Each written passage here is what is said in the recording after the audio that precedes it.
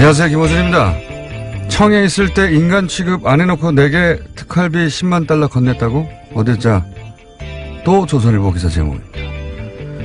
김용 여사 방미 때 10만 달러 특활비를 여성 행정관에게 건넸다고 하는 김희정 씨가 검찰 대질신문 과정에서 70대 할머니인 관저 행정관 장모 씨에게 내가 언제 그런 돈을 받았냐는 질책에 사과하며 쩔쩔맸다는 내용입니다. 그런데 김 전 실장이 특활비를 건넸다고 지목한 여성 행정관은 장모 씨가 아니죠. 이 사실은 이미 진작에 보도된 바가 있습니다. 조선일보 내용은 이명박 전 대통령 측에서 그동안 주장해온 겁니다. 이명박 전 대통령 측 주장을 그대로 받아 조선일보는 마치 돈을 받은 여성 행정관이 장모 씨인 것처럼 등갑시켜 그 대화를 옆에서 듣기라도 한 것처럼 소설을 하나 만들어낸 거죠. 제가 조선일보에 유일하게 감탄한 점이 이겁니다. 진보 보수가 서로 주장이 다를 수 있고 상황을 보는 방점이 다를 수 있고 그 쟁점을 두고 서로 야유하고 비꼬고 투닥거릴 수 있죠. 그건 얼마든지 그럴 수 있는데 이렇게 생짜로 소설을 써버리는 거 이건 따라잡을 수가 없다. 그럴 때마다 혼자 중얼거립니다. 일동 굴다. 김호준의 인장이었습니다.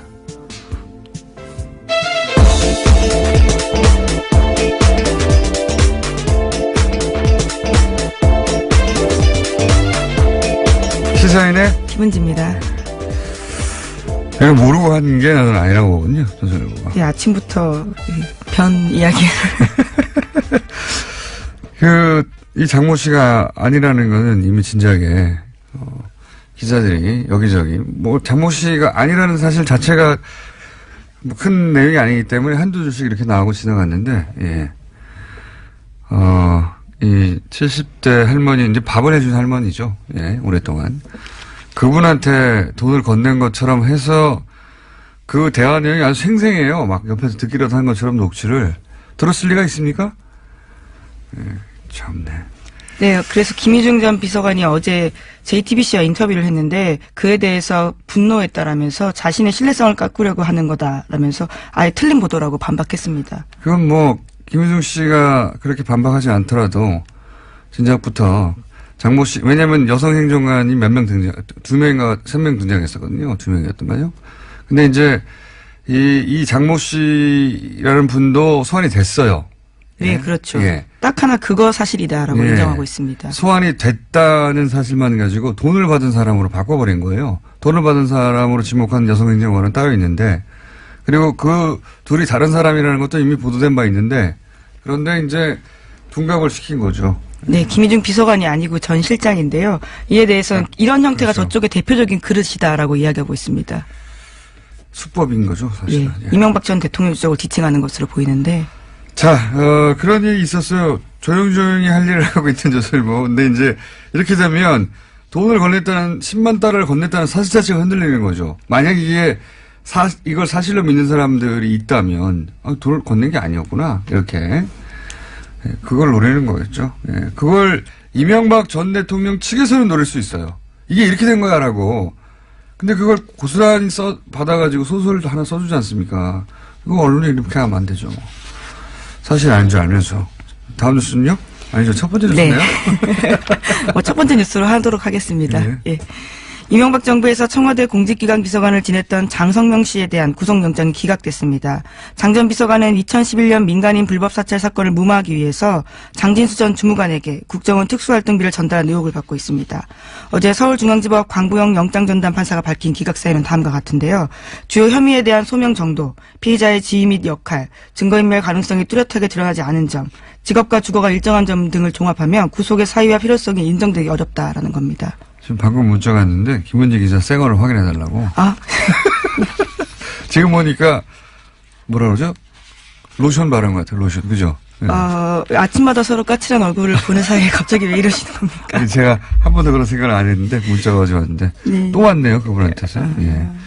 적당한 정도의 커버가 있는 것 같습니다. 네, 잘 됐어요. 예, 서로의.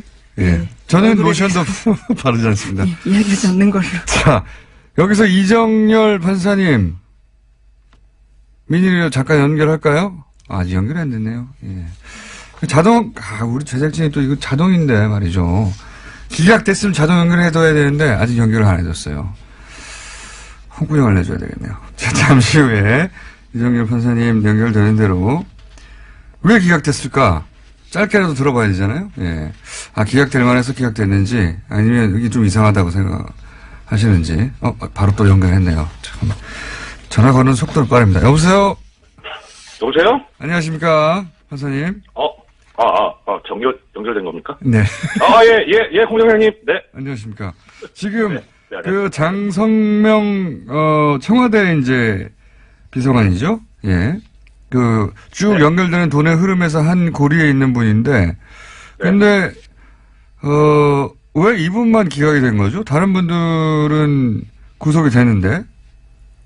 일단 영장 청구를 기각한 사유를 보면 조금 전에 김은지 기자께서도 말씀하셨었는데, 이 가담 정도와 지위를 또 문제를 삼았어요. 예.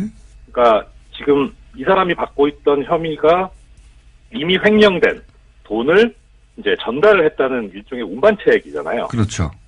그러니까 뭐 횡령을 한 것도 아니고 받은 것도 아니고 횡령하는데 공모를 한 것도 아니고 그냥 운반만 했을 뿐이다. 그래서 지금 혐의도 작물 운반입니다. 혐의가 죄명이. 그래서 네. 작물 운반 정도는 가담 정도나 지위에 비추어서 별게 아니지 않느냐. 그 상관은 이미 구속됐으니 네. 예, 그 밑에서 이제 그 작물을 뭐 들고 배달한 정도는 구속까지 할 거 뭐 있냐 이겁니까? 네, 그렇죠. 그런 것 같아요. 그렇게 읽히기는. 예. 예, 근데 이제 문제는 이 돈이 어디에 쓰였냐가 상당히 양형에 영향을 미치기 때문에 예. 그 부분을 살펴봐야 되는데 뭐 아시다시피 이 돈이 민간인 사찰하는데 입마금하려고 쓰여진 돈 아닙니까? 그렇죠. 그러니까 결국은 이거는 돈을 횡령해서 작물을 운반했냐가 본질이 아니고 무엇을 하기 위한 돈이었는가 이게 본질이기 때문에 결국 민간인 사찰로 귀결되는 문제거든요. 예. 그러면 결국은 다시 돌아가서 예전에 이 서울중앙지법 영장전담 판사들이 해왔던 일관된 이 자세가 다시 또 보이는 거죠. 민간인 불법 사찰은 별게 아니다라고 하는 그 논리에 서 있는 것 같아요. 계속 기각돼 왔잖아요. 이 불법 사찰 관련해가지고. 그래서 지난주에도 계속 얘기가 나왔습니다. 판사 블랙리스트 뭐 이런 것도 나오는데 뭐 판사도 블랙리스트 짜는 마당에 뭐 민간인 사찰한 게 뭐가 문제냐라는 이런 사고 아닌가 싶어서 상당히 걱정스럽고 우려스러운 일이죠. 이 정도 사안에 거기 단순히 뭐 돈을 전달했을 뿐인데 네. 이 정도 그거 대단한 건 아니잖아. 이런 인식이 있다는 말씀이신 거죠? 그렇죠. 예.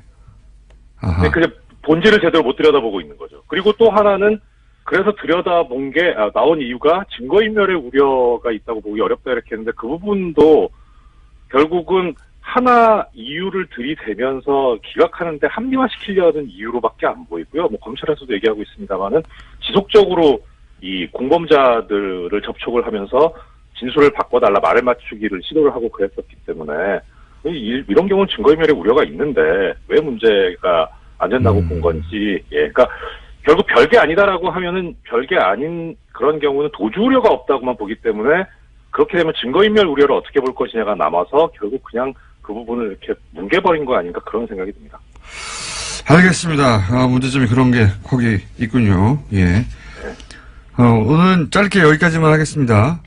네.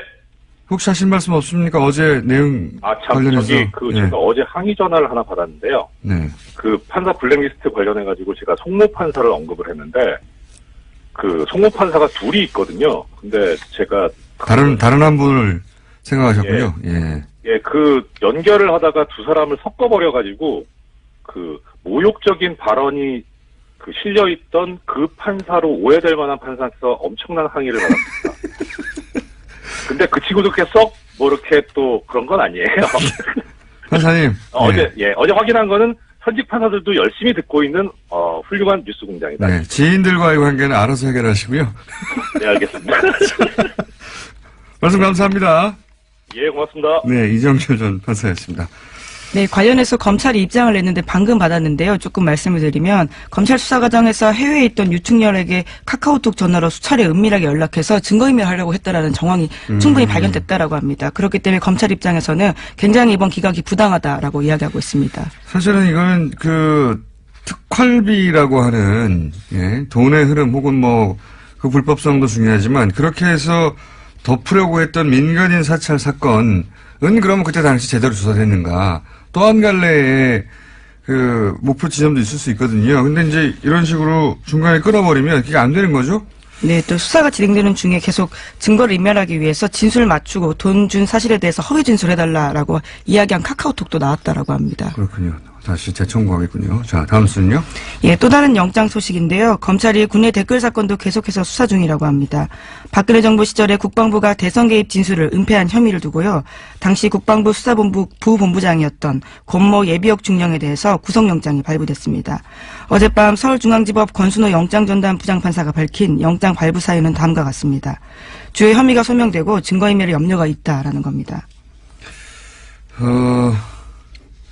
이건 말이죠. 계속 지금까지 얘기해왔지만 국방부가 자체 수사하는 것에 대해서 한계가 있다. 이거 처음 다시 수사해야 된다고 말씀드린 연장선상에서 다시 한번 언급할 만한 뉴스인데 당시 국방부가 자체 조사한 거거든요. 당시 네. 자체 수사했을 때는 지금 구속된 권모 전 중령인가요? 예. 네, 부본부장이었습니다. 네. 당시에요. 진술이 어떤 게 나오냐면, 여러분들 덕분에 대선을 치렀다. 잘 치렀다. 또는 사이버 심리전단이 대선에 개입했다. 이런 요원들의 진술이 있었어요. 네, 박근혜 정부 시절에 조사했는데요. 진술은 충분히 나왔습니다. 근데 이거를 그냥 일부 부하들 일탈했다고 이 진술을 없애버리고 대선 개입이 없었던 것으로 다시 조사하라고 해서 대선 개입이 없던 것으로 다시 조사 결과가 나와서 대선 개입은 없다고 발표한 거란 말이죠. 예, 심지어 훌륭하게 조사했던 수사관은 오히려 전보 조치했습니다. 그래서 이 권중령은 이제 퇴임을 했기 때문에 민간인에 대해서 검찰에서 수사해가지고 구속영장 청구했어요. 그런데 그때 당시 수사본부장이었던 대령이 있는데 이분은 현역입니다. 네, 여기는 그렇습니다. 이제 현역이기 때문에 국방부에서 하고 있거든요. 예, 군검찰에서 수사를 진행하고 있습니다. 여기는 아직도 진척이 안 되고 있어요. 이렇게. 네. 국군에서 자체적으로 하면 안 된다는 얘기입니다. 이게. 그 밑에 부하는 검찰에서 수사해서 혐의를 입증해서 지금 구속이 됐는데, 군에서 수사하고 있는 그 상관은 더 큰 책임이 있겠죠? 상관은 강간무소식입니다. 자, 어쨌든 지금 사이버 사령부의 대선 개입, 군의 대선 개입도 확인되어 가고 있는 와중입니다. 다음은요? 네, MBC가 이명박 전 대통령의 아들 이시영 씨의 통화 내용 파일도 보도했습니다. 이 녹음 파일에는 이시영 씨의 회사 SM의 다스 자금이 쓰인 정황이 나와 있는데요. SM이 다스의 핵심 부품 업체를 인수해서 몸짓을 풀려나가고 있었습니다. 지금까지도 여러 차례 전해드린 바가 있는데요. SM은 이시영 씨가 다스를 우회 상속받기 위해서 만든 회사 아니냐라는 의심이 있는데요. 그에 대한 또 다른 정황 증거입니다. MBC가 연속으로 이제 이 통화 파일 분석해서 다른 뉴스에서는 안 나오는 특종을 연속으로 내고 있어요. 예. 그 중에서 저희가 너무 많은 통화 파일을 어제 공개해가지고 일부만 들려드리겠는데 이 통화 내용을 들어보면 실소유주가 누군지 명확하게 드러납니다. 방금 지금 김은지 기자가 얘기했던 거는 주식이 하나도 없는 이시영 씨가 이명박 대통령의 아들이 다스의 자산을 자기가 최대 주주로 있는 회사에 갖다 썼다. 예, 그렇죠. 그러니까 다스 입장에서 보자면 배임을 한 거죠. 근데 다스는 그냥 두거든요. 그 이유는 다스가 아빠 거니까. 이렇게 하면 네, 이해가 간다고. 이명박 전 대통령이요. 예. 이렇게 이해하면 이해 간다고 하는 한 2주 전쯤에 뉴스 브리핑 해설이 있었는데 고산이 이제 녹취로 나온 겁니다. 네, 당사자들 그러니까 친인척들 사이에서 예. 목소리가 나온 겁니다. SM 인수하는데 자금은 다스에서 나왔다고 뭐 이런 얘기가. 너는 어떻게 알았어? 뭐 이런 대화가 나오는 녹취를 MBC에서 보도를 했고요. 자, 지금부터 이제 들려드릴 것은, 그러면 다스의 진짜 주인은 누군가? 오랫동안, 거의 지난 6개월간 계속해서 해왔던 질문에 답을 얻을 수 있는, 예, 자기들끼리 또 대화입니다. 예, 첫 번째 하나 들어보시겠습니다. 시영이는 저렇게 나가지. 이쪽에서는 나를 없애고 싶지. 이렇게 짧게 끊었네요. 좀 더 길게 있는데. 예, 지금 이동영 씨 목소리죠. 네. 예. 이동영 씨는 이제, 다스의 명부상 회장, 이상은 씨 아들입니다. 근데. 네, 또 당시 총괄 부사장이기도 했습니다. 넘버 2였어요. 그 직책상으로 회사에서 보자면.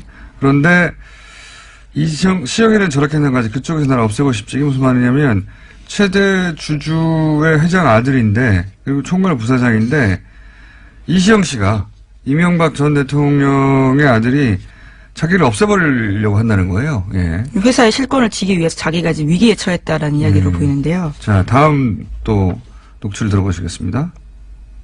이상이 총괄 부사장으로 있는데 나를 강등 시켜가지고 뭐 정호영 밑에서 이제 아산으로 보내려는 생각을 했던 것 같아 다들.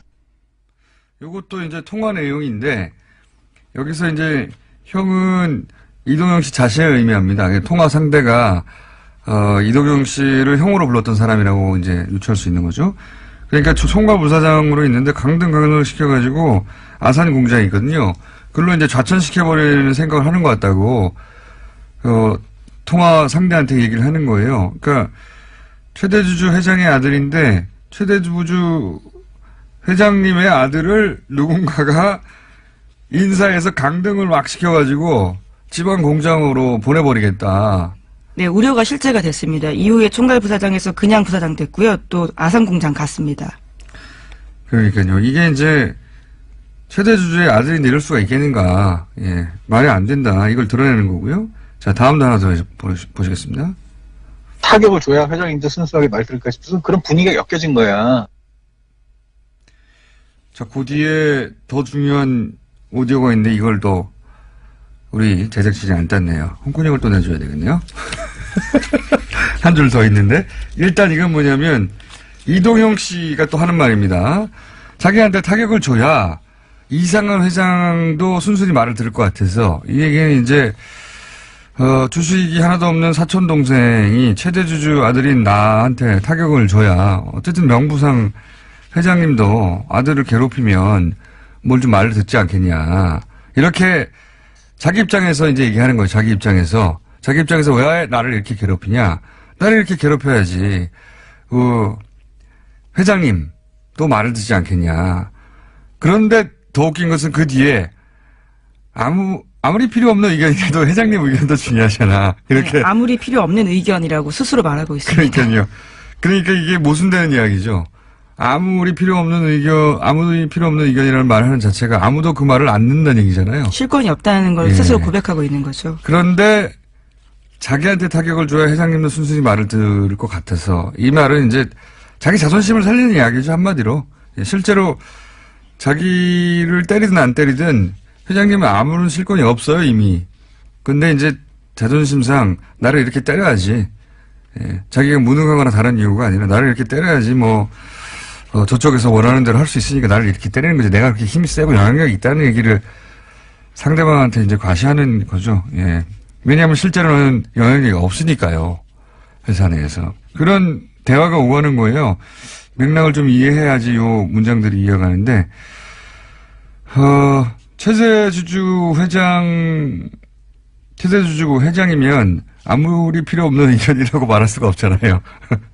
그러면서 회장님 의견도 중요하잖아가 아니라 회장님 의견만 중요하죠. 원래 진짜 주인이면.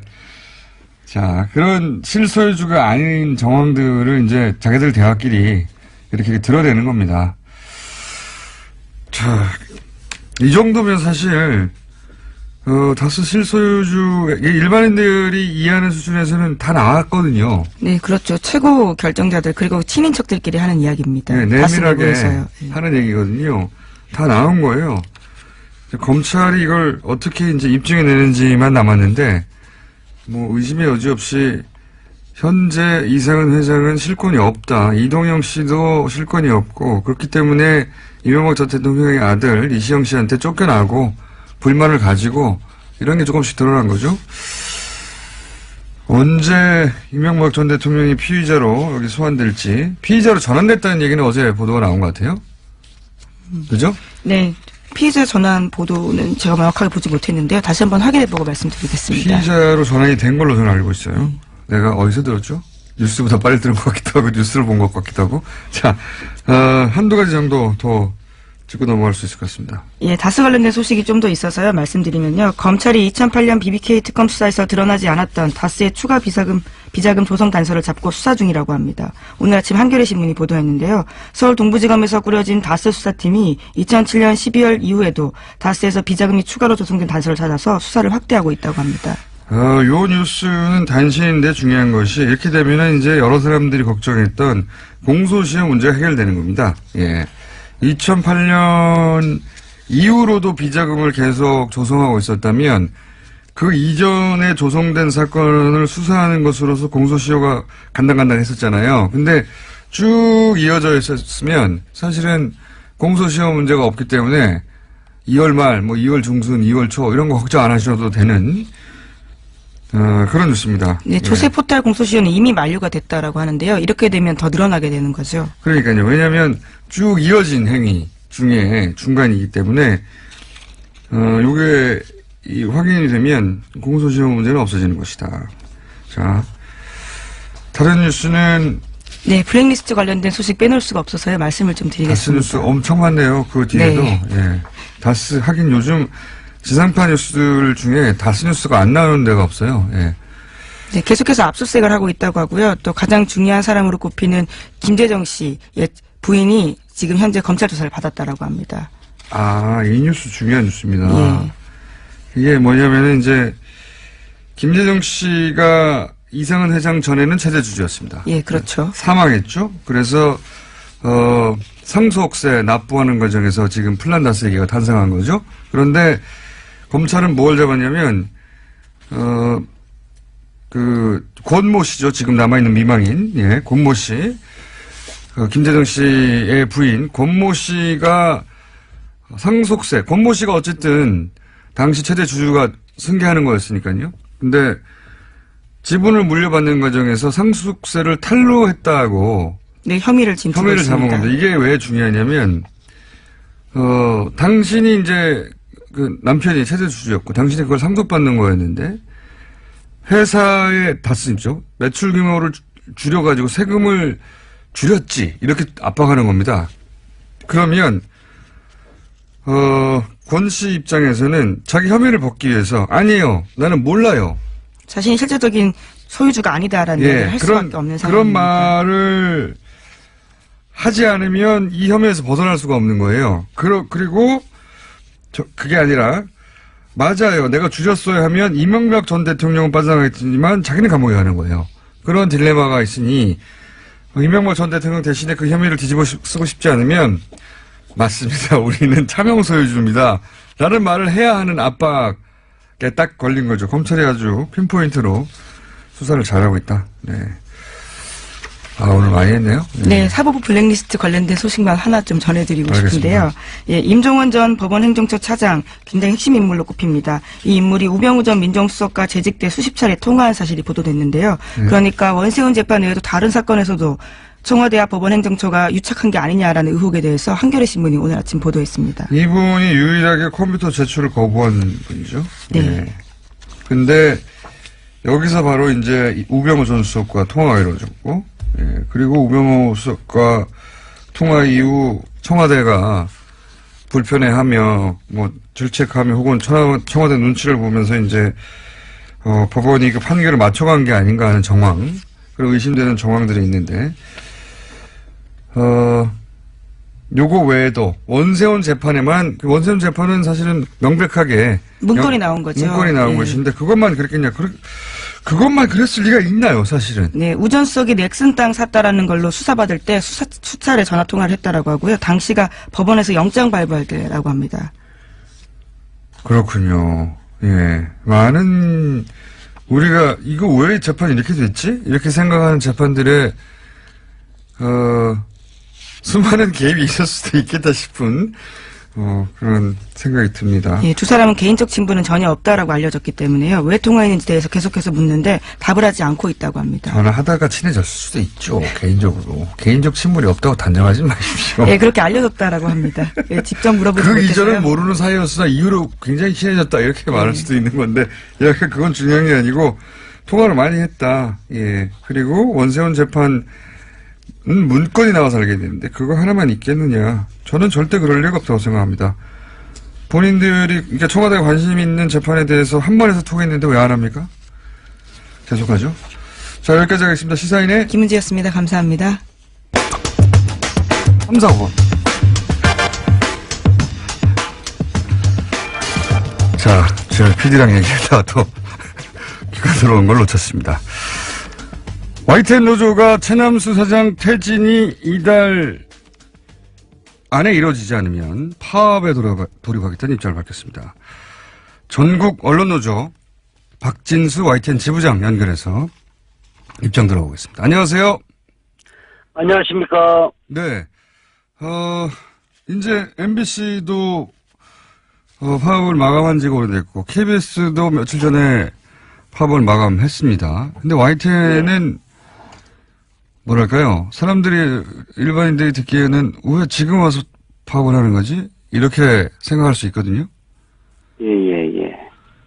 최남수 사장 사퇴를 노조가 요구하고 파업까지 가게 된 이유가 뭡니까? 저희도 너무 속상하고요. 참 처참한 마음이 그지 없는데요. 지금 이 최남수 사장은 언론사 사장으로서 부적격하다는 자질 문제도 있지만 현재 제일 큰 사퇴의 이유는 사장이 되기 위한 전제 조건이었던 합의에 대한 파기입니다. 예. 구성원들은 자질에 대해 심대하게 부적격자라고 이 사람을 판단했고요. 예. 최남수 씨 사장을 계속 선임을 반대했었던 입장이었습니다. 예. 그런데 지난 12월 말에 주주총회를 앞두고 제가 단식 농성에 들어갔었고요. 네. 상황이 거의 화약고 같은 분위기였는데 그런 상황에 언론노조가 이 파국을 막기 위해 중재에 나섰고 결국 3자가 최남수 씨, 언론노조, YTN 노조가 모여서 진통 끝에 합의문에 서명하게 된 것입니다. 네네. 좀 말이 길어졌는데요. 이 합의문은 사실 여러 가지 조항이 있지만 특히 보도국 독립, 그리고 혁신, YTN 바로 세우기, 즉 적폐청산위원회 구성이 큰 제목이었습니다. 그런데 최남수 씨가 맨 처음 과정인 보도국 독립에 대한 부분부터 합의를 파기해버렸습니다. 이 보도국 독립에 대한 부분은 보도국 독립의 명문화와 더불어서 보도국장 내정자에 대한 부분도 합의했던 것이 이 사안인데요. 예. 취임하자마자 이 약속을 쓰레기통에 던져버렸고 결국 합의문은 적폐청산과 보도국 독립, 개혁을 하기 위한 최소한의 약속이었는데 이 부분을 저버렸기 때문에 구성원들은 이 사람이 적폐의 비호의 인물이고 보도국 퇴행에 앞장설 게 뻔한 최남수 씨가 합의마저 파기한 상황에 절대 사장으로 인정할 수 없다는 것입니다. 그러니까 이제 선임 이전부터 노조가 반대했지만 선임된 이상 보도국의 독립 정도는 최소한 약속을 확실히 해야 이제 회사가 정상화될 수 있다고 판단해서 이제 3자 합의하에 보도국장 선임 문제를 합의했는데 그것도 깼기 때문에 자격도 없고 약속도 깼으니 인정할 수가 없다. 한마디로 요약하면 이렇게 되는 거네요. 그런데 지금 이제 이런 파업 문제는 사실은 구성원들 내부에 얼마나 동참을 끌어내느냐, 얼마나 공감을 얻느냐가 굉장히 중요하지 않습니까? 지금 현재 내부 분위기는 어떤가요? 분위기를 짧게 말씀드리기 전에 짧게 한 말씀 더 드리면 이게 얼마 전에 밝혀졌는데요. 최남수 씨가 그 회사 경영 라인에 있는 모 간부에 대해서 심한 공포심을 느끼고 있다는 정황이 포착됐고요. 최남수 사장이 회사 간부한테 공포심을 느끼고 있다고요? 그게 무슨 말씀이세요? 최남수 씨가 모 간부로부터 발언에 의하면 맞아 죽습니다. 이 간부로부터. 근데 본인은 지금 농담으로 했다고 하는데 이 말을 수차례 했다는 것이 밝혀졌고, 며칠 전에는 그 간부 또한 자기 의견과 다른 결정이 나면 최남수 씨에게 고성을 지르고 문제제기했다고까지는 본인 입으로 지금 시인한 상태입니다.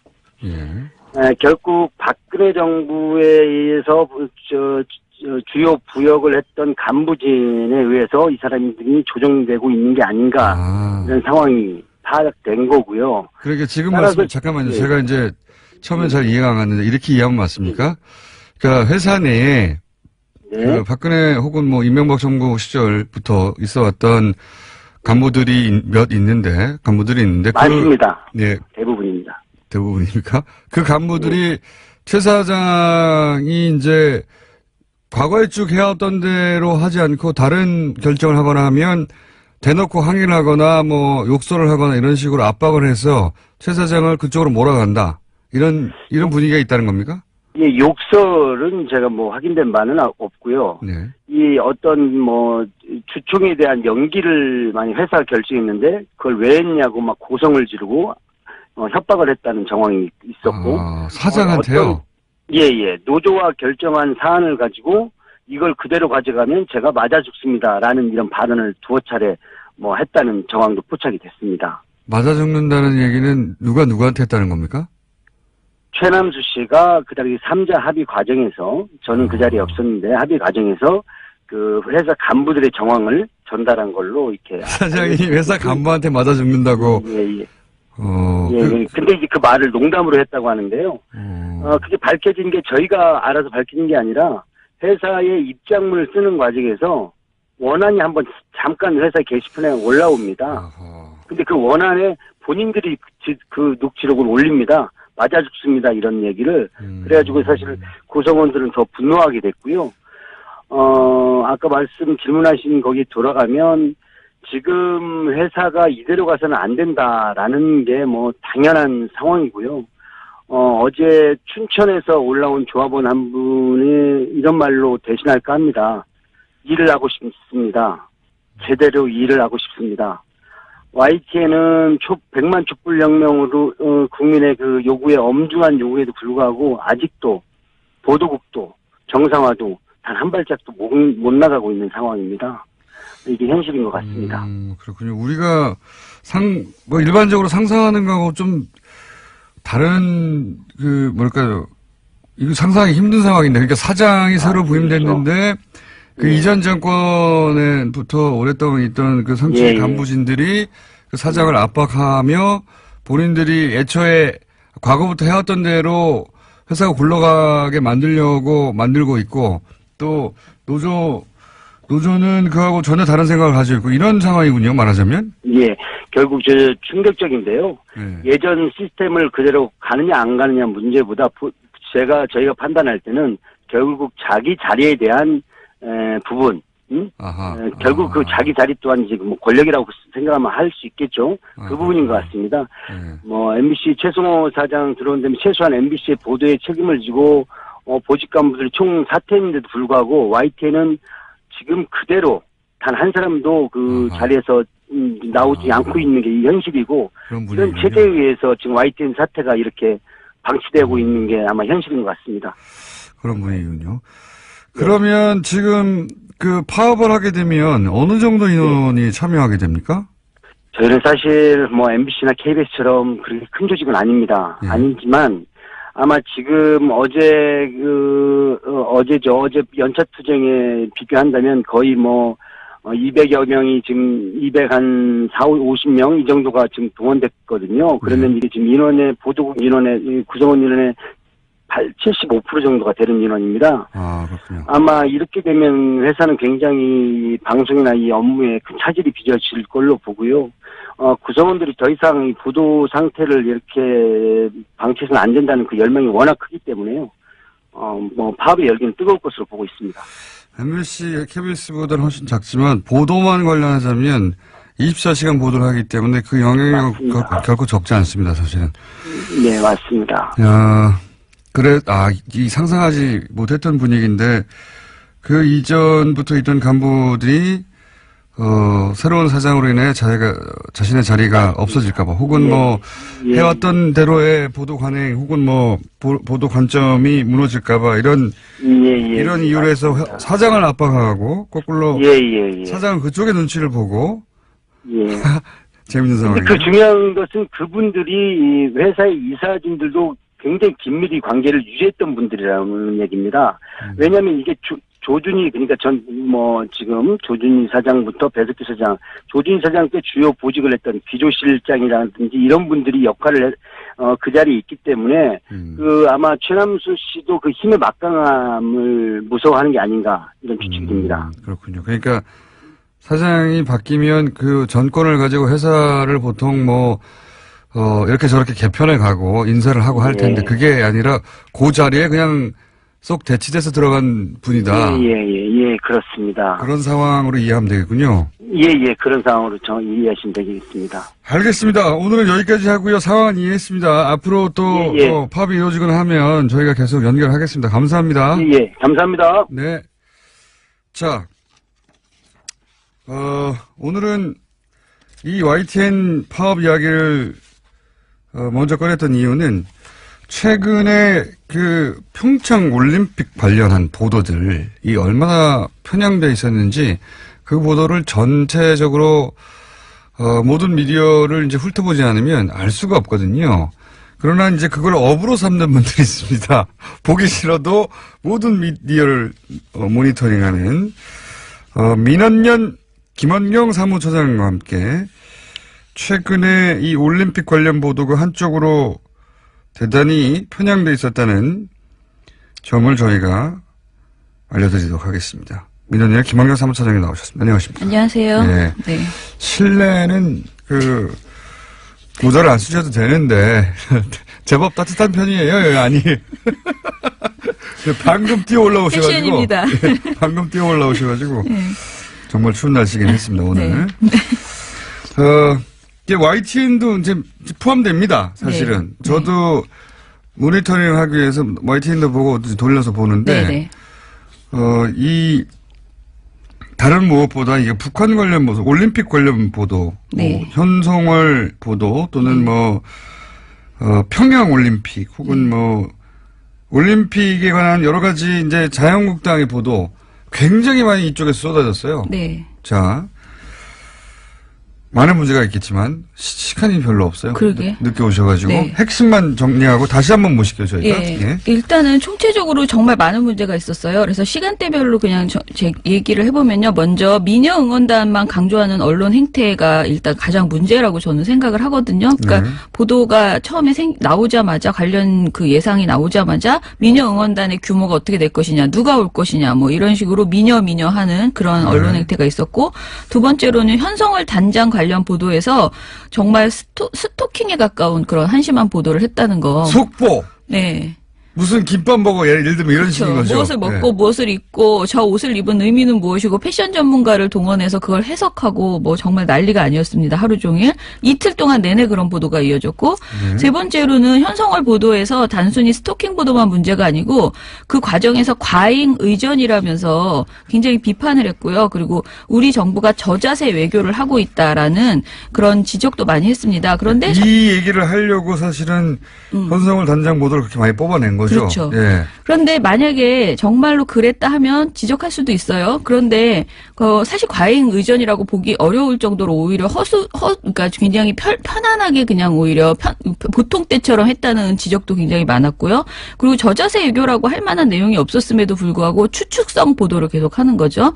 그리고 네 번째는 우리 측 방문 행사와 관련해서 북측 선수단의 평창 올림픽 그 기간 내 활동 비용이 남북 교류 협력 기금에서 지원될 가능성이 있다. 만약에 그렇게 된다면 이것은 유엔 안전보장 이사회 대북 제재 결의 위반 소지가 있다. 위반이다도 아니고 위반 소지가 있다라고 지적하는 식의 비용을 문제 삼는 보도들이 이어졌고요. 마지막으로 지적할 것은 이런 전반적인 내용들이 거의 다 자유한국당 등의 그 야당의 주장이에요. 근데 야당의 이게 전부 다 자유한국당의 주장입니다. 사실은. 그죠. 야당의 올림픽에 대한 헐뜯기식 주장, 이렇게 트집 잡는 주장 이런 내용들을 언론이 너무 무비판적으로 그대로 옮겨주고 있다. 사실은 이게 놀라운 것은 이번 평창 올림픽 관련해서는 말이죠. 정부가 내놓는 뉴스가 없어요. 그렇죠.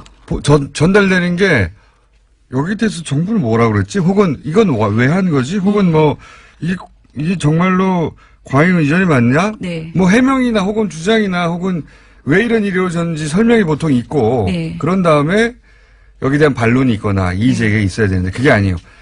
그냥 맨 앞에 이게 나옵니다. 맨 앞에 이게 잘못했다고. 네, 맞아요.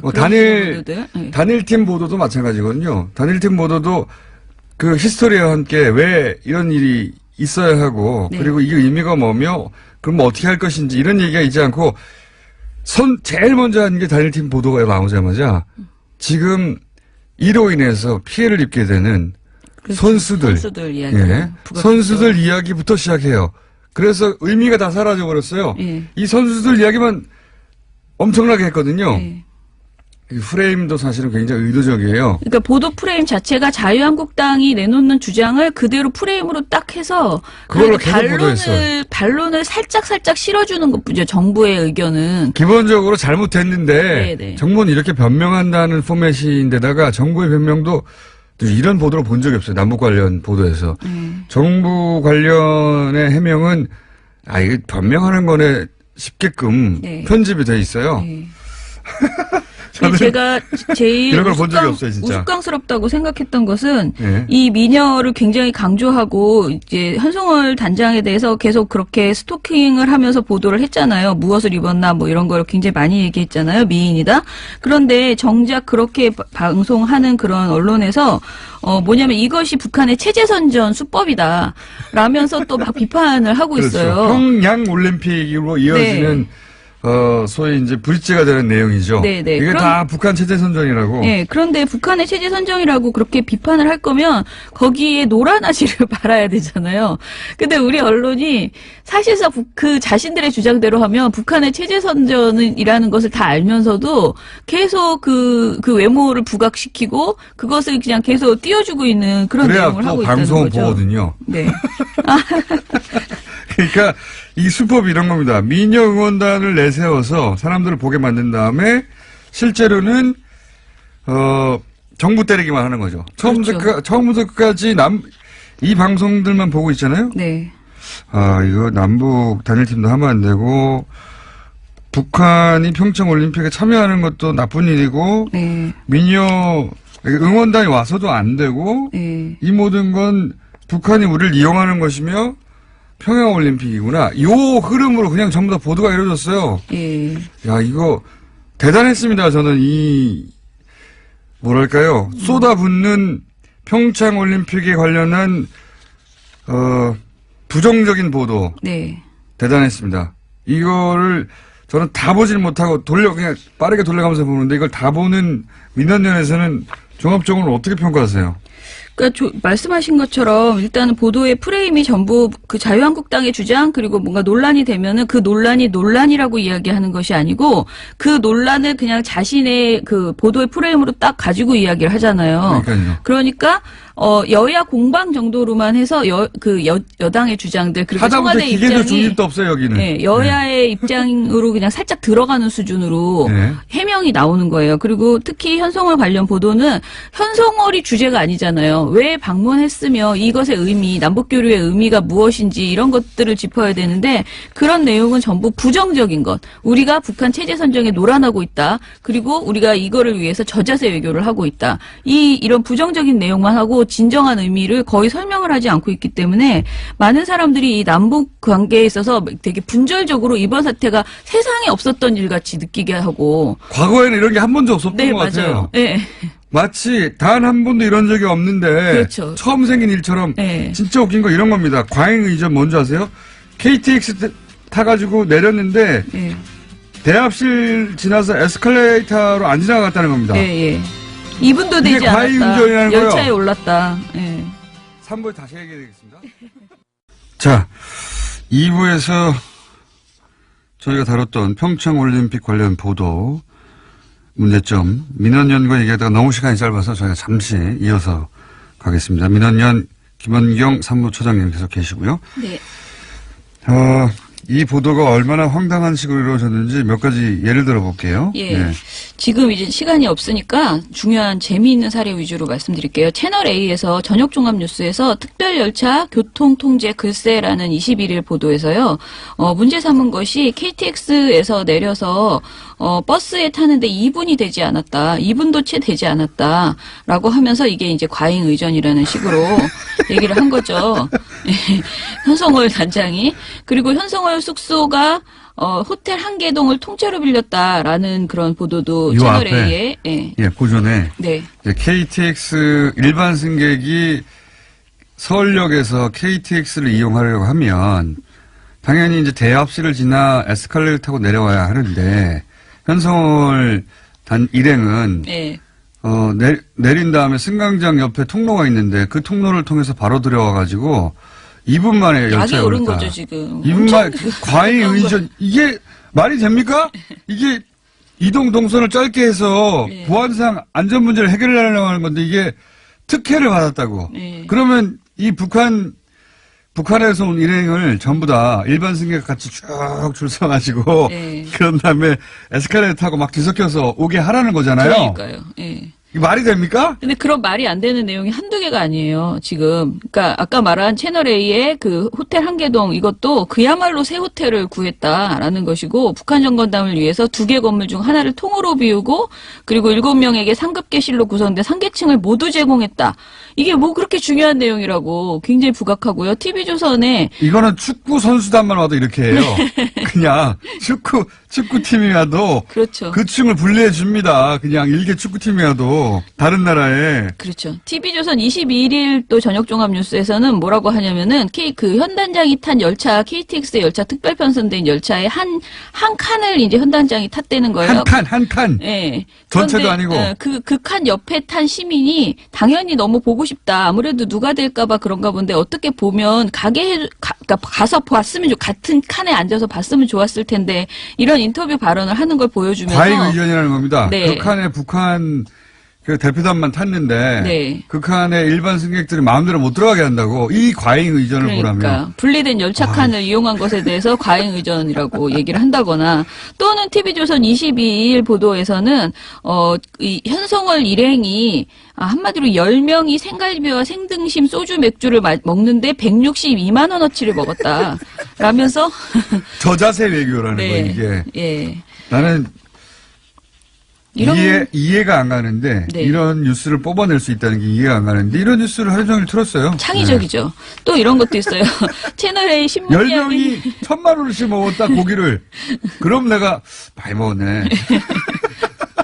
본인 생각엔 특히 그러겠네. 채널A 신문 이야기 돌직구쇼 1월 23일 보도에서요. 무슨 내용이 나오냐면은 김병민 경희대 개공 교수가 이제 북한에서 한마디로 현성월 씨의 웃는 모습을 현성월 대사의 웃는 모습을 편집 내보내지 말아달라라고 요구를 했다라는 말이 있어요. 근데 이 말에 대해서 이것을 사실로 가정하고 그런 것들이 실시간으로 전해지는 것이 아니라 정부에 의해서 일부만 보도됐는데 편집되어서 각본대로 짜여진 것은 문제 제기를 해야 된다라는 식으로 이야기를 하거든요. 그러니까 걸어가면서 표정 변화 잘 없었어요. 네네. 근데 저것이 다 북한이 요구해서 그렇다는 거예요. 네, 예. 그래가지고 봐라 북한 체제의 선전 장으로 잘 활용되고 있지. 저걸 잘 봐라. 네, 그런 아니, 것이죠. 안 웃으면 북한 체제의 선전장이 되는 겁니까? 북한이 웃는 모습을 편집해달라고 했는지도 모르겠지만 네. 설사 그렇다 한들 그게 북한 체제 선전의 장으로 지금 우리 방송 평창 올림픽이 활용되고 있다고 그런 사례예요 이게. 네. 그리고 이런 말도 심지어는 이런 말도 해요. 연합뉴스TV의 뉴스특보 1월 9일 방송에서는 뭐라고 하냐면요. 신인균 자주국방 네트워크 대표라는 분이 뭐라고 하냐면 미녀 응원단들을 보여주면 그러니까 미인들이 많이 나오면 우리가 여자에 대해서는 마음을 조금 넓게 열어놓고 보지 않습니까? 그러면 저희 입장에서는 이렇게 말해서 제가 말한 게 아니고 그러면 저희 입장에서는 저렇게 예쁘고 가녀린 여자들이 잘 웃고 그런 나라를 우리가 어떻게 공격할 수가 있겠느냐. 또 저런 나라를 제재해서 저런 여자들을 못 먹고 힘들게 만드는 것이 과연 옳은 일인가 이렇게 헷갈리게 된다. 그게 바로 공산당 선전 선동술이다. 이렇게 말을 하는 거예요. 그러면서도 미녀 응원단이라며 제일 보도는 자기들이 많이 해요. 네, 그렇죠. 그러면 자기들이 북한 체제의 선전 방송이 된 거잖아요, 스스로. 네. 가장 이번에 논란이 됐던 것은 그 아이스하키 단일팀에 대한 인터뷰 조작 있었죠. 그러니까 채널A 뉴스 특급에서 6개월 전에 있었던 인터뷰, 2017년 7월 5일 인터뷰, 그것도 심지어 자사 종합뉴스에서 보도했던 내용을 마치 방금 전에 한 것처럼 이번에 한 것처럼 그대로 이렇게 가져다가 쓰는 이런 인터뷰 조작을 했습니다. 그러니까 6개월 전에 다른 상황에서 인터뷰였는데 네. 마치 이제 지금 현 정부의 결정에 대해서 화가 난 것처럼 여자 아이스하키팀 예. 그 선수들의 불만이 있는 것처럼 6개월 전 인터뷰를 그대로 따가지고 네. 지금 정부의 결정에 불만이 있는 것처럼 붙여놓은 다음에 단일팀에 대한 비판이 이렇게 많다고 예. 그렇게 만들어냈어요. 근데 이건 완전 조작이죠. 그리고 조작이죠. 날짜를 최소한 날짜라도 정확하게 알려줬어야 되는데 반년 전 인터뷰를 밝히지 않았다는 것은 명백한 조작입니다. 예, 그래서 뭐 이런 사례들이 굉장히 많아요. 예. 대표적인 사례 몇 가지 말씀드렸는데 네. 근데 이런 걸 하루 종일 틀어주면서 우리가 저자세 외교를 하고 북한의 선전 도구가 되어 있으며 그리고 단일팀 문제는 이렇게 크다고 네. 계속 내보내고 있어요. 그리고 그게 계속 내보낸 다음에 그게 포털에도 돌고 댓글로도 돌고 실제 영향을 주고 있어요. 실제 왜 이 올림픽에서 이런 기회가 중요한지에 대한 보도가 없어요. 그렇죠. 없으니까 사실은 부정적인 인식을 퍼뜨리는데 아주 기여하고 있는 거죠. 예. 그리고 이제 최근에 그런 거 있었잖아요. 비트코인 대책이 국정농단보다 더 나쁘다라는 제목을 TV조선에서 보도한 적이 있었거든요. 저녁 종합 뉴스에서. 더 나빠요. 그런데 채널A 뉴스 특급에서는 이번에 이 남북 교류 이것이 국정농단에서 우리 그 국정농단과 비교를 하는 거예요. 그래서 국정농단 사태에서 얻은 교훈이 뭐냐? 정부가 민간 기업을 압박해서 뭘 하면 안 된다라는 것인데 이번에 전혀 그 단일화 팀의 대가로서 실업팀을 만든다. 이것이 국정농단과 뭐가 다르냐 이런 식으로 또 접근하는 하여간 여러 가지로 참 창의적으로 비판할 수 있는 모든 방법을 동원한다 이렇게 보시면 될 것 같습니다. 그러니까요. 네. 지금 이 과거에 이제 그 단일팀이라든가 네. 혹은 뭐 남북이 만나서 이런 식으로 평화의 기회를 만들어 보려고 할 때 있었던 보도들이 있죠. 수십 년간. 네. 그 보도는 생각하시면 안 되고요. 그런 흐름은 전혀 없어요. 오로지 일방적으로 계속해서 저자세에 북한 선전이 되고 있으며 평양올림픽이라고 하루도 빼놓지 않고 보도하고 있습니다. 하루도 빼놓지 않고. 그리고 그 사례들은 유치하기 짝이 없어요. 실제 그렇지 않으니까. 자, 이런 상황입니다. 언론 환경이. 오늘 여기까지 하겠습니다. 민주언론시민연합 민원연의 김원경 사무처장이었습니다. 감사합니다. 서울대만이 안하고 청장님 나오셨습니다. 안녕하십니까? 예, 안녕하십니까? 어제 뉴스 SBS의 단독으로 핀란데스의 개 다수직 사지 않는다가 나오는 바람에 난리가 났어요. 예. 저희 게시판도 난리가 났고 쇼미더머니 그 핀란데스계 홈페이지도 난리가 났죠? 그렇습니다. 네, 예. 난리가 났고 그리고 포탈에 그 기사가 올라온 댓글도 난리가 났고요. 대형 사고가 난 것 같은. 자, 차근차근, SBS는 이제 길게 보도할 수 없으니 한 곡지로 짧게 했는데, 이 여파는 적지 않으니까 저희가 이제 하나하나 차근차근 일이 어떻게 된 건지 정리를 해볼게요. 우선, 이게 구조가 이사회가 있고, 그럼 실행조직이 있고 이런가 보죠? 그렇습니다. 실행조직은 그러니까 이제 돈을 모으고 뭐, 홈페이지도 관리하고 응대도 하고 뭐 그렇습니다. 실무를 다 하는 거죠. 사람들과 소통하고 이런 일을 하시는 분이고 이 집행위원 조직이 있고 예. 또 사무국 조직이 따로 있습니다. 네. 그래서 제가 이제 사무총장도 맡고 있고 집행위원도 맡고 있죠. 그러니까 이제 집행하는 실제 일을 하는 곳이 있고요. 예. 그리고 이사회는 어떤 곳입니까?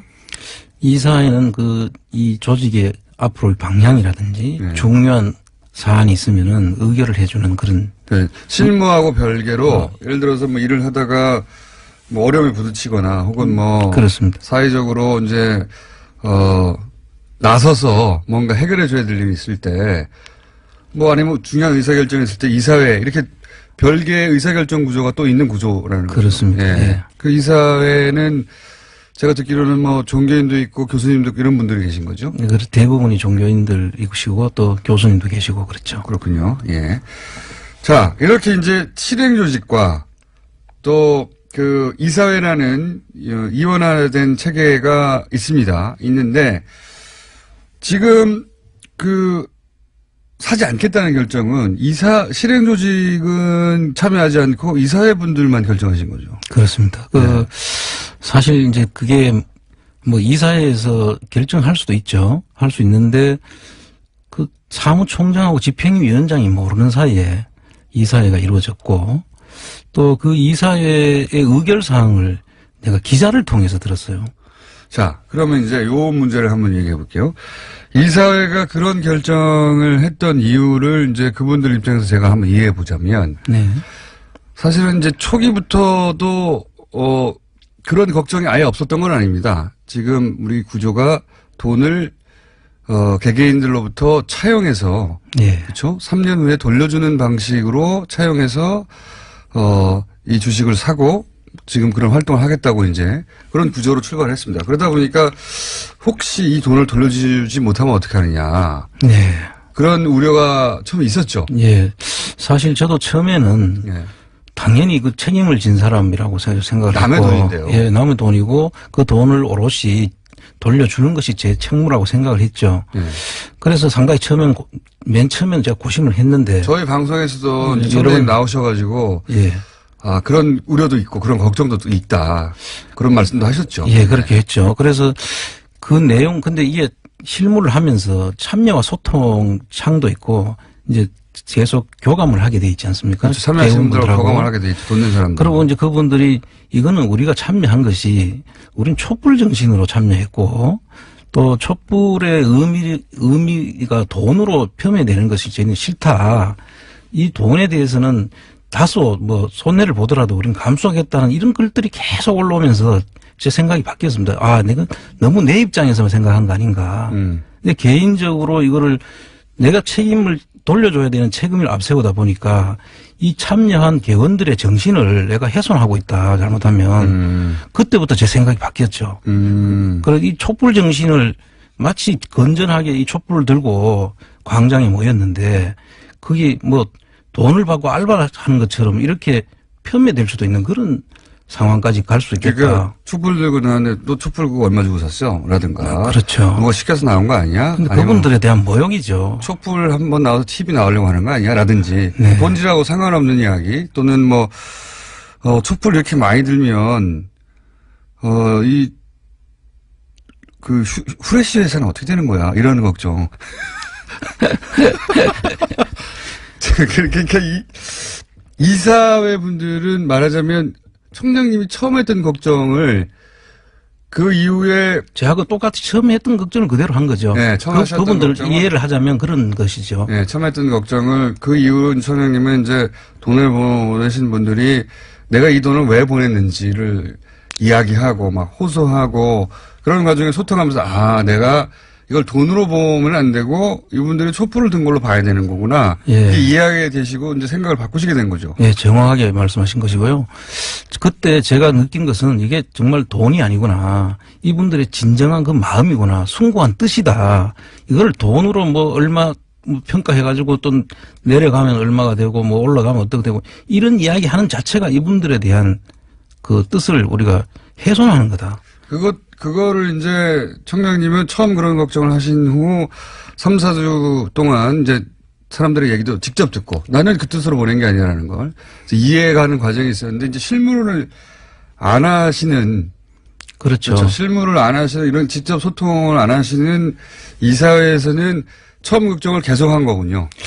아마 그랬었던 것 그 같아요. 책임감이라고 이해할 수도 있습니다. 물론 그렇습니다. 책임감도 있으신 것도 사실이고 그래서 제가 그 과정을 내가 우리 참여와 소통창에 직접 같이 교감을 좀 하시라 이런 이야기들을 서로 이제 걱정을 하시길래 그런 거를 계속 좀 하시면은 이분들의 뜻을 우리가 받드는 거지 이게 진짜 그야말로 주식을 사서 이익을 남기려고 한 거 아니지 않습니까? 그러니까 이게 어떤 시민단체나 뭐 조직이든 있을 수 있는 일이긴 합니다. 듣고 보면. 그렇습니다. 네. 다만 이제 그 과정에서 실무 책임자 이야기도 요런 지난 3, 4주간 어떤 일들이 있었는지 하는 이야기를 잘 듣고 반영하셨으면 더 좋았을 텐데 이 사회는 이제 아마 안홍호 총장님이 한쪽으로 생각이 편향됐다고 생각하고 그럴 수도 있죠. 네. 이 사회에서는 객관적으로 그러니까 실무하고 떨어져서 오히려 객관적으로 판단한다고 생각하고 이렇게 했을 수도 있어요. 그렇습니다. 예. 중요한 거는 그러면 여기서 남는 건 실제 돈을 낸 분들의 뜻입니다. 제가 보기에는. 그렇습니다. 예. 그분들의 뜻을 이사회든 청장님이든 저든 대신 결정할 수는 없다고 생각해요, 저는. 그렇습니다. 예. 아니, 돈 낸 사람들이 이런 뜻으로 냈는데, 아니야, 당신 뜻은 그게 아니야. 내가 대신 결정해 줄게. 이러면 안 되는 거 아닙니까? 당연하죠. 예. 제 생각에는 이제 어쨌든 이 사회는 그런 그 책임감에서 그런 결정을 내렸고 혹은 이 조직의 구성상 그렇게 이원화되어 있다면 이거 다시 한번 논의해야 되지 않나. 사실 안타까운 것은 이러한 그 내용은 현장에서 직접 실무를 책임지고 있는 저의 의견도 사실은 이사회에서 들어봐야 되는 것이고 그 이사회의 구성을 보시면 아까 말씀드렸듯이 이런 부분에 대해서 평소에 전혀 간섭을 하시던 분들이 아니잖아요. 근데 그분들이 제 의견은 한마디도 듣지 않은 채 어떤 구조로 사실 이사회가 이루어졌는지. 그건 모르시겠죠, 잘. 예, 저도 어제 기자한테 들었고 오늘 가서 이제 직접 들어봐야지 아는데 저도 지금 내용이 구체적으로 어떻게 되는지 전혀 한번 모르니까. 들어보시고, 예. 이게 이제 월요일이라도 그럼 전후 사장을 가지고 왜냐하면 많은 분들이 참여하셨기 때문에 이거 투명하게 공개해 줘야 되는 부분이 있는 것 같습니다. 당연하죠. 지금 제 생각은 저도 뉴스를 보고 나서 저도 이사회는 한 번도 모르거든요. 어떤 분들인지. 그런 걱정에서 그런 책임감에서 이런 결정을 내렸는데 의사결정 구조상 혹은 뭐 조직 구조상 현장 이야기는 듣지 않고 판단하는 게 더 객관적으로 내릴 수 있는 결정이다. 이렇게 생각하실 수도 있겠구나. 이해하자면. 예. 그리고 청장님이 너무 바쁘셨거나. 그럴 수도 있는데요. 저는 이제 적어도 이사회가 열린다든지 이런 이사회 의결사항은 종전에 이사회가 몇 번 열렸는데 그때는 사무국에서 각 이사들한테 통보를 했습니다. 장소와 시간과 의사 진행할 내용을 의제를 올리는데 그 사무국은 지금 사무국장부터 밑에 직원들까지 전부 다 아무도 몰라요. 자, 그거는 문제라고 보고요. 그거는 이번 기회에 이제 풀 문제이신 것 같고요. 이제 어쨌든 중요한 것은 제가 보기에는 돈을 낸 분들이 있고 그리고 그분들의 의사를 정확하게 확인하는 게 중요하니까 그 이사회가 걱정하듯이 걱정하는 분들도 있을 수도 있습니다. 있습니다. 예. 있을 수도 있습니다. 당연합니다. 예, 예를 들어서 액수가 큰 분들이라든가 또는 뭐 이 방송을 쭉 계속 듣다가 낸 분들이 아니라 그 TV에서 오늘 보고 나서 저기가 좋은 투자의 기회인가 생각하시는 분도 아예 없다고는 할 수 없잖아요. 그렇습니다. 예, 있을 수도 있습니다. 그러니까 이렇게 하면 어떨까요? 그러니까 사실 이런 과정까지 오기까지는 이제 두 가지 저는 그 상황이 여기에 겹쳐진 것 같은데 첫 번째로는 원래는 돈을 모금해가지고 모금에 관한 과정이 압박이 되어가지고 그 압박으로 이 진실을 계속 밝히는데 힘이 되도록 하자. 했는데 돈이 너무 빨리 모였어요. 예. 그게 하나가 있고요. 예. 돈이, 그 과정이 압박이 돼야 되는데 돈이 순식간에 다 모여버렸어요. 너무 빨리. 압박을 너무 짧은 기간하고. 임팩트는 더 컸죠. 임팩트는 컸는데. 그래서 저는 감동적이기도 하면서 당황되는 게, 이렇게 되면 너무 빨리 끝냈는데? 왜냐면 그렇습니다. 평가가 나올 때까지 계속 압박해 나가야 되는데. 그렇습니다. 이제 가격 평가가 2월 중순에 나온다고 하니까 그때까지 계속 압박해 가야 되는 돈이 진작에 다 모여버렸어요. 첫 번째, 제가 보기에는 그런 상황도 하나 있고. 또 하나는 이게 이제 결국은 다스는 누구 겁니까? 예. 라는 질문을 하고 우리가 처음 이거 시작했을 때만 해도 검찰 수사가 시작이 안 됐기 때문에 그리고 다른 언론은 보도도 안 했잖아요. 그렇죠. 네, 그러니까 이 질문이 중요하다. 빨리 검찰은 수사해라. 언론들도 같이 또 보도해주기 바란다. 이런 또 압박이었거든요. 이렇게 원하는 사람이 많다. 수사가 너무 빨리 되고 있어요. 수사가 다스는 누구 것이냐를 모금 과정과 주심 배입을 통해서 밝혀내고자 했는데 검찰이 더 빨리 답을 낼 수도 있는 상황. 예. 그 두 가지 상황이 새로 생긴 것도 있습니다. 예, 그것도 감안하셔야 되고. 근데 이제 그런 상황이 다 충족되더라도 어제 제가 한 2시까지 댓글을 봤거든요. 참여하신 분들을 보니까 그거와 관계없이 이분들은 뜻은 이게 지금 목적은 그거였지만 지금 상당히 더 진일보했는 것 같아요. 진일보에 있고. 원래 진화에 가죠. 예, 그래서 제가 이게 처음에 생각했던 우리 국민들이 아니더라고요. 정말 훌륭한 분들이더라고요. 생각 자체가 저희들은 사실 따라가기도 바빠요. 이분들의 생각을. 우리는 잘 맞추었어. 그냥 잘만 그 절차적인 그 부분만 밟아서 문제 없도록 그분들 뜻을 받으면 되는 거라고 저는 생각을 해요.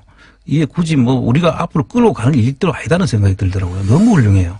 그러니까 이제 청장님은 이제 그 처음에는 걱정하셨지만 이제는 또 생각하시기를 그런 점이 없는 것은 아니나 그리고 그런 돈의 관점에서 보자면 우려가 없는 것은 아니나. 네. 아니나 이거는 이명박 전 대통령과 관련된 비리를 밝히고자 하는 그거를 촉구하는 시민들의 마음에 모인 거다. 그렇습니다. 네. 네. 그리고 검찰 수사 이후에도 틀림없이 이제 지루하게 이어질 법정 공방에서 사실은 이 시민들이 든든한 뒷배경이 돼야 되는 거 아닙니까? 네. 무슨 소리냐. 이거 계속 끝까지 밝혀내라. 그리고 설령 다스 경영이 어려워져서 주식이 가격이 아주 폭락하더라도 그런 가능성이 있다 하더라도 나는 끝까지 가겠다. 이런 분들이 현재는 많습니다. 보니까. 게시판 열어놓는 기준으로 보자면. 어제 보도된 내용을 지금 보도밖에 못 봤으니까 지금 보도된 내용으로 지금 보면 아마 그 결의 이사회 회의 중에 이게 혹시 부도가 나서 휴지 쪽 하게 되면 어떡하냐. 그런 우려인데 사실 이 회사는 엄청 좋은 회사입니다. 이 회사가 총 자산이 9,200억이고 부채가 한 6,300억 정도밖에 안 되거든요. 그럼 총 순자산이 한 3,000억이 돼요. 이런 회사는 사실 없고요. 이런 회사가 망한다고 해서 그냥 그게 휴지 조각이 되는 게 절대 아니죠. 청산 절차를 밟고 또 개인 회생 절차를 밟다 보면은 더 좋은 사람한테 인수가 돼가지고 더 훌륭한 회사로 발전할 수도 있고요. 그래서 이거는 우리가 단순하게 그냥 부도 나면은 휴지 조각 된다. 이런 그냥 아무것도 모르는 그런 생각으로 이거를 그냥 휴지 조각 된다. 그러니까 걱정이다. 이렇게 갈 건 아니다. 보도는 짧게 나왔지만 뭐 아마 고민은 길었겠죠. 그렇겠죠. 예. 예. 그래서 제 생각에는 이렇게 했으면 어떨까 싶어요.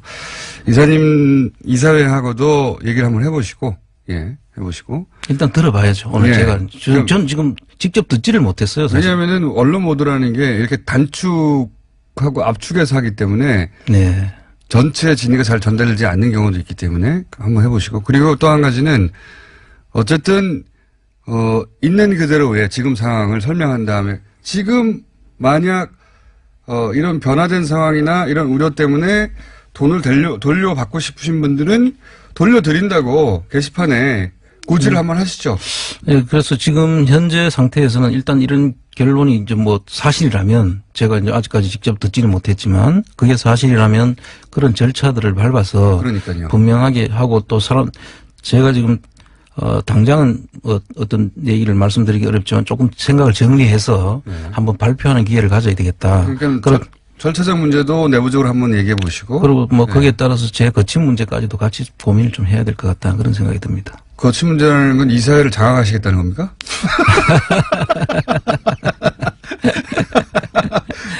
자, 이 두 가지만 하시면 이거 클리어 될 것 같은데 하나는 이제 내부적인 이제 절차 문제나 그거는 이제 알아서 하시면 될 것 같고 그런 다음에 이 게시판 이 공개적으로 이 홈페이지에 이러이러한 정도의 우려도 분명히 존재하고 또 상황 변화도 있기도 있다. 네. 그렇지만 동시에 이런 의미가 있으니 그런 우려는 또 이렇게 불식될 수도 있다는 뭐 두 가지 의견을 잘 정리를 하셔서 혹시 우려되시는 분들은 돈을 돌려드린다. 네. 하면 그분들은 돌려드리면 되고요. 그렇습니다. 돌려달라고 네. 하면. 그 기간을 두고 일정 기간. 그런 다음에 그게 만약에 돈이 빠져나와서 부족하면 그 부족분만큼 다른 분들한테 모으면 되는 거죠. 또. 지금 또 뭐 빨리 또 만들어 달라고 시즌2 하자고 하는 사람도 많으니까요. 근데 이제 참 이거 앞에 부분을 제대로 좀 정리를 하고 정리한 다음에 방법을 찾아서 제가 한번 보고 드릴 기회를 갖도록 하겠습니다. 어쨌든 공개적으로 시작한 일인 만큼 과정 전체가 공개적으로 홈페이지를 통해서도 그리고 뉴스 공장을 통해서도 계속 어떤 일이 있었고 그리고 앞으로 어떻게 할 거고 의견을 어떻게 물을 거라는 걸 알려드리도록 할 테니까 너무 걱정하지 않으셔도 될 것 같습니다. 그렇죠? 네. 자, 지난 뉴스에 대한 해설은 그렇고요. 오늘 들고 오신 건 무엇입니까? 시간은 다 됐는데. 그래도 나오신 김에 뭐 하나라도 하고 하셔야지. 그냥 너무 꽁으로 드시면 안 되잖아요. 안 준비하셨군요. 아니요. 준비는 많이 했는데 너무 많이 해놔가지고 시작하기가 무섭네요. 그중에서 하나만 딱 언급해 보시면요. 지금 계속 파일 엄청 많이 나왔죠. 예, 지금 이상은 씨 아들 이동영 씨하고 예. 또 지금 권영미 씨하고 지금 예. 계속 검찰 수사도 있고 예.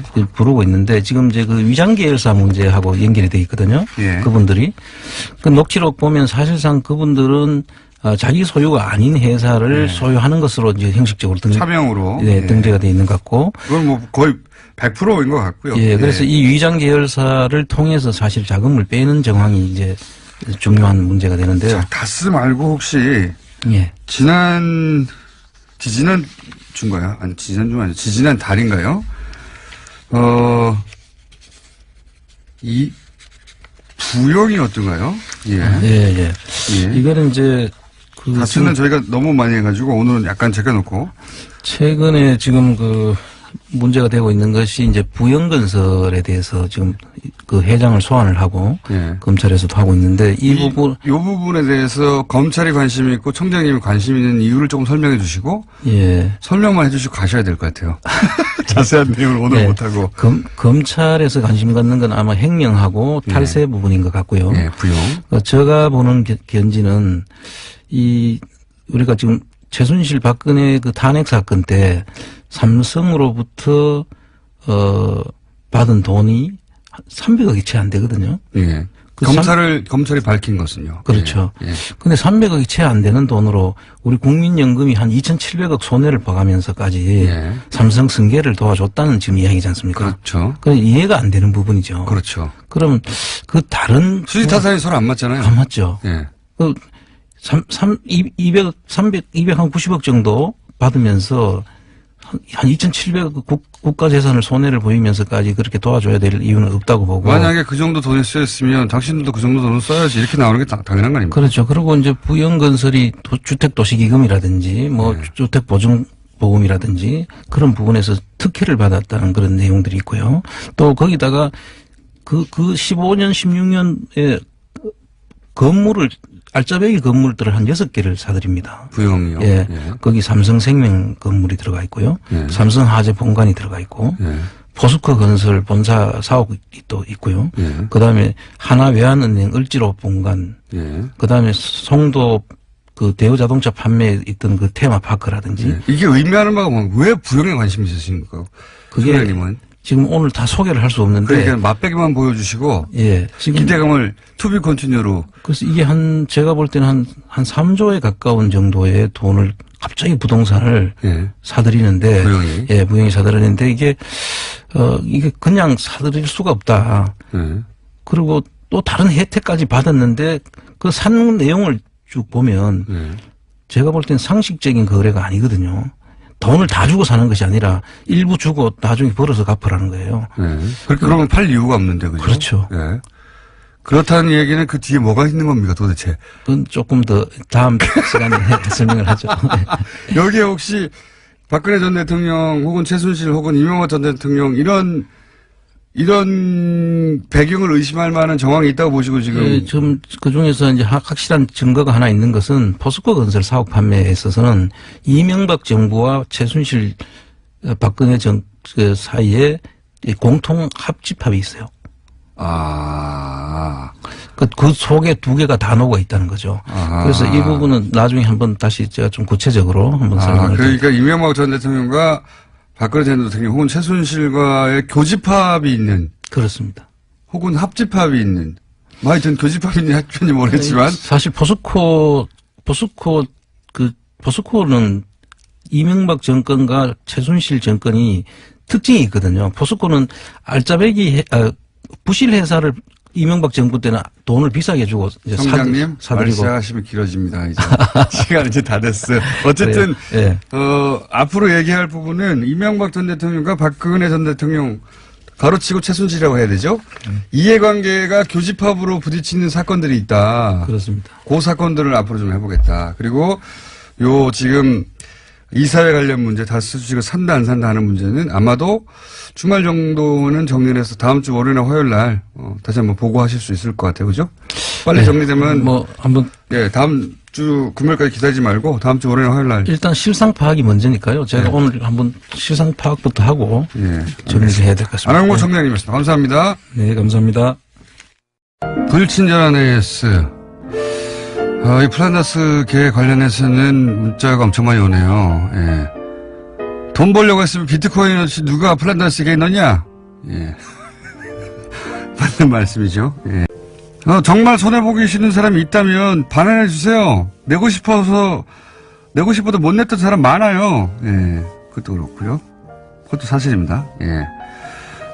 피 같은 돈 1다스를 투자한 가난한 영국 배우입니다. 돈 돌려받고 싶지 않아요. 왜 그러십니까? 기분이 나쁘신 것 같아요. 예.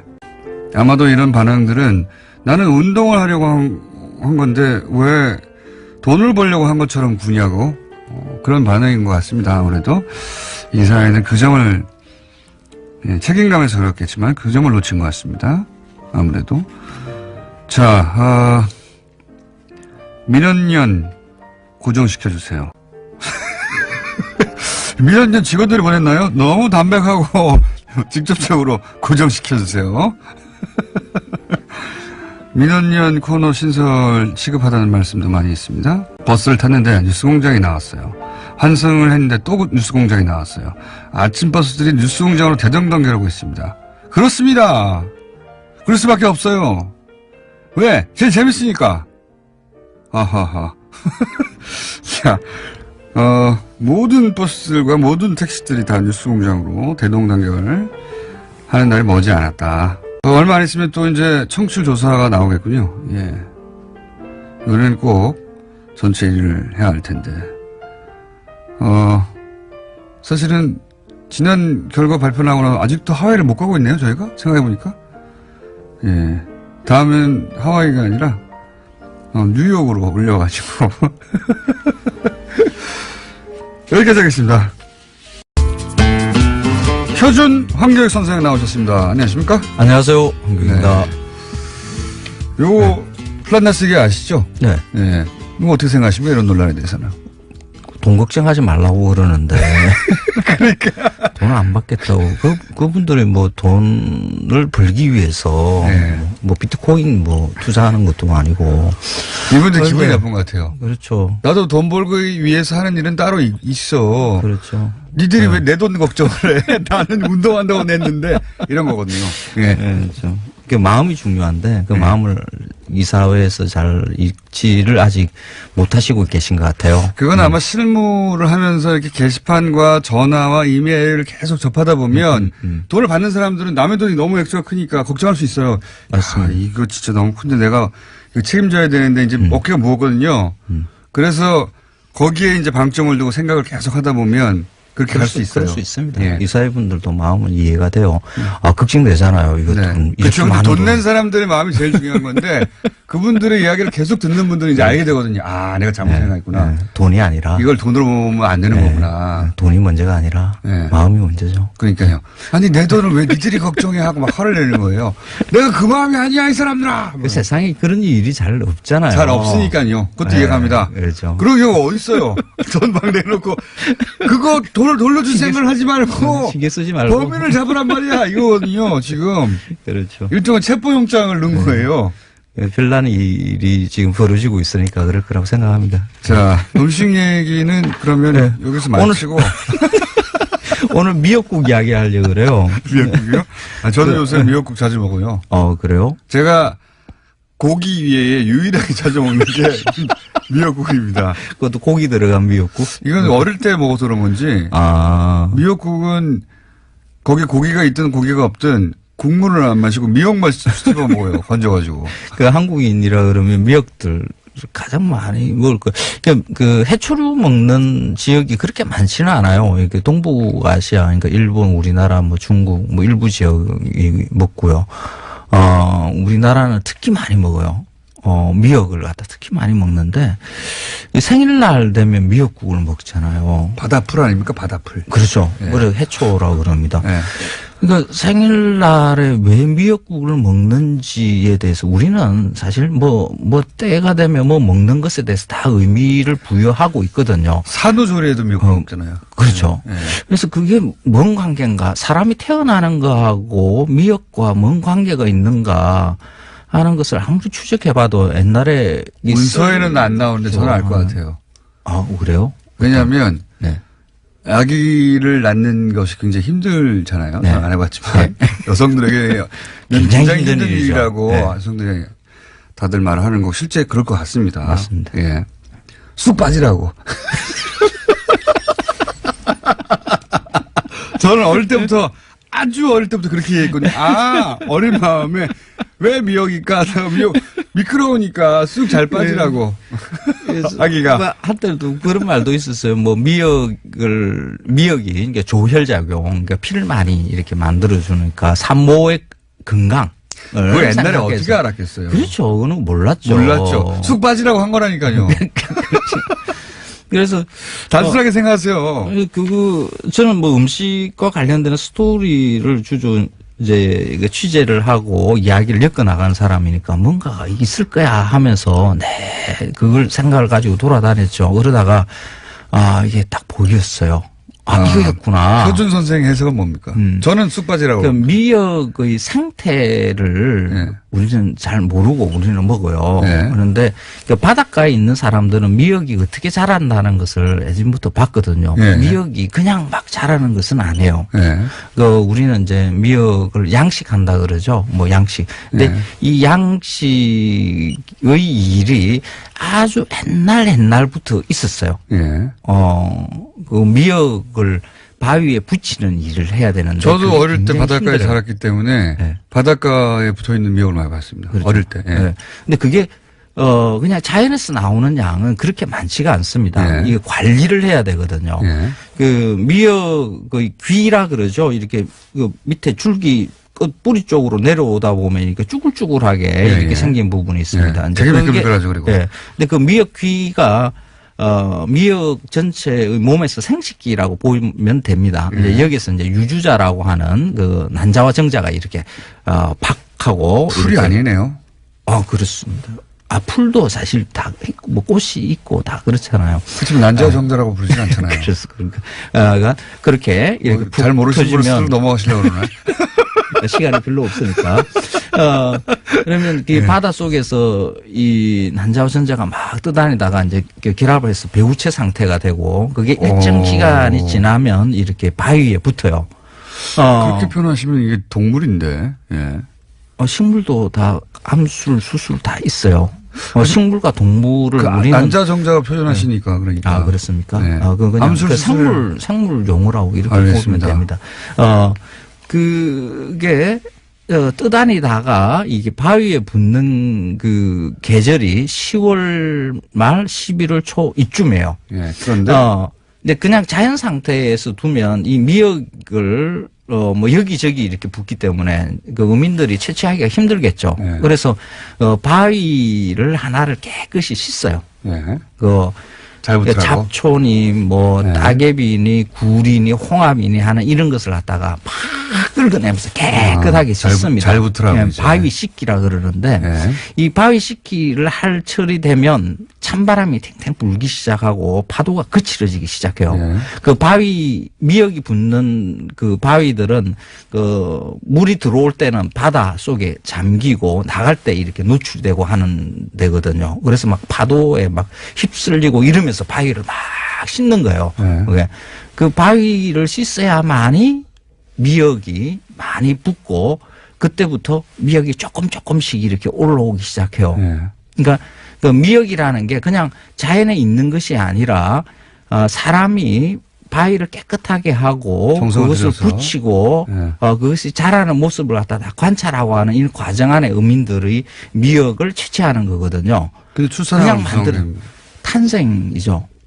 그러니까 과도한 의미 부여를 지금 제가 하는 미역의 생태에 관한 설명들은 예. 지금 그냥 쑥 빠지라고 하는 거라니까 단순하게 생각하세요. 과학이 발달하면서 이제 그렇게 이야기를 하는 것인데 예. 그 옛날에 그런 그 생물학적 지식이 없는 상태에서는 그게 굉장히 신비로운 일이었겠죠. 그냥 바위를 깨끗이 씻어 놓기만 했는데 네. 거기에서 미역이 돋아서 이렇게 올라온다는 일 그 자체가 생명의 신비로움을 이렇게 머릿속에 집어넣기 앞으로 난자 정자가 아니라 하는 거죠. 포자라고 하셔야 될 것 같아요. 생각해 보니까. 그런 거죠. 그러니까 우리 인간의 생명이라는 것도 그렇잖아요. 하여튼 없는 상태에서 거기서 바위에서 생명이 탄생하는 걸 보면서 아, 이것이 인간이 생명을 탄생시키는 그렇죠. 그 연상이 되면서 아, 이걸 먹으면 그렇죠. 그 임산부한테 좋을 것이다. 그래서 그러니까 이 미역은 그 생일날에 이렇게 먹지만 그 이전에 이제 우리의 풍습에 보면 이제 아기를 낳을 무렵 되면 그러니까요. 장미역이라고 해서 꺾지 않는 길다란 미역을 산후뿐만 아니라 아기 낳기 전에도 먹거든요. 그렇죠. 그걸 삼신할미상이라고 해서 상을 하나 마련을 하고 그 그것이 위에 바로 미역을 올려둡니다. 그것이 바로 쑥 나라고 하는 겁니다. 아, 미역이 그렇지 않고. 미끌미끌하기 때문에 그 너무 복잡하게 생각하지 마세요. 올려놓고 그다음에 산모가 먹고 하는 일이 이제 그게 생일날에 그렇죠. 생일날은 엄마가 아기가 먹었다. 먹는 것으로 이렇게 이게 연결이 되는 그렇죠. 거죠. 생일날에 먹는 건 당연히 엄마가 너 낳을 때 먹었다로 연결돼가지고 계속 먹는 건데 산모는 왜 먹이냐? 그러니까 쑥. 보통 이제 사람은 태어난다라고 생각하지만은 태어나는 것은 사실 그 피동적인 거고 엄마가 아기를 낳는 거거든요. 그 낳는 것에 대한 교수님, 한교익 고통스러움과 선생님이었습니다. 미역 바에 씻기가 다음 같이 주에 이렇게 뵙겠습니다.